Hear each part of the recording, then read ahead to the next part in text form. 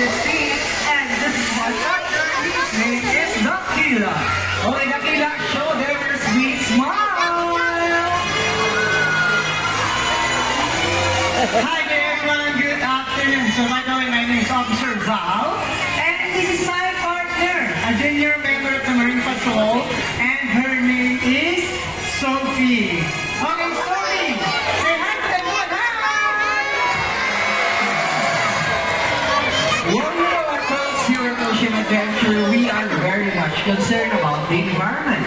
There are sea lions who want to do their part to help and protect the ocean, which of course is their natural home. So, Officer Van. Yes, Officer Justine. Is everyone ready to go? Let's see. Yes, we are ready. Then, now let's show this notes how sharp we are. Okay, for Sophie? Hey, Sophie, where are we going? Come on, Sophie. Okay. Hey, Dakila. Come on. Okay, so we're ready, Dakila. Let's move right over here. Come on. There you go. One more. So are you ready, guys? Well, let's see. Okay.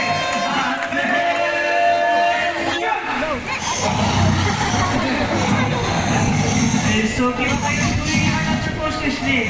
Do you want some fish?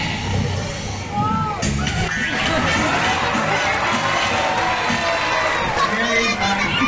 For Filipinos, our sea lions must be strong and physically fit. And that's no problem for the Kila and Sophie because they are South American sea lions, not a seal. How can we tell the words? They have these big and powerful front flippers, but how powerful they? The Kila will show you how. Trouble this!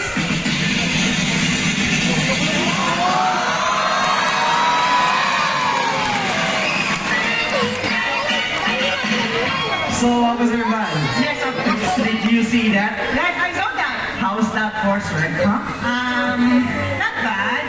Hey, what do you mean not bad? Because Sophie here can do better than that. Oh, we would love to see that, officer. Alright, come on, Sophie, step down here. Then show them what the real strength looks like. Another drop of this.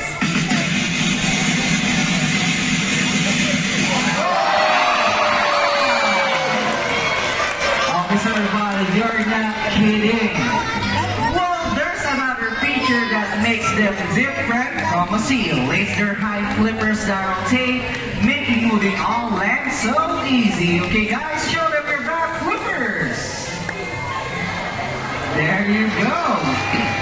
But blue seals, on the other hand, are very different. They have small front flippers and their back flippers don't rotate, so on land they move a little bit funny. Now, guys, would you like to see Dakila and Sophie's imitation of a seal? Hey guys, would you like to see it? Yes! Okay, Dakila and Sophie, whenever you're ready, show them the seal. Come on! It's going to take a seal, alright, officer? And this is how seals walk.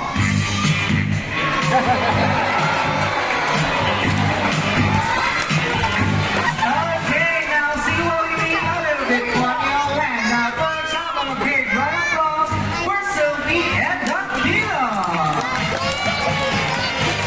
Alright, thank you so much, Justin and Dakila. Here in a little while. Moving on. Sophie here would like to demonstrate a very important skill that every member of the Marine Patrol must have. And that is their remarkable self-control. So this is what we are going to do. I'm going to ask Sophie to lie down here on the deck, just like that. Then I'm going to place, stay right there. I'm going to place 4 juicy fish right in front of Sophie's face. The rule is, she can only eat each fish on the top of my hands for only one at a time. Okay? Hey, Sophie! Hey, Sophie! What are you doing? Come on, show them your self-control, right? Okay, one more. Let's start one more time. There you go. Right down. Stay. Be a good girl. Good girl, Sophie. Okay, 1, 2, 3, and 4. Yeah. For the first fish, now. You see that? It is a steak. For the second fish.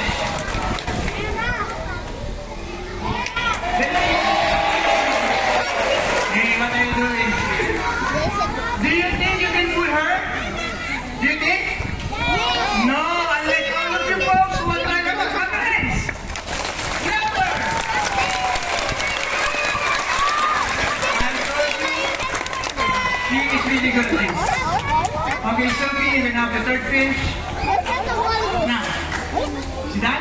And one more.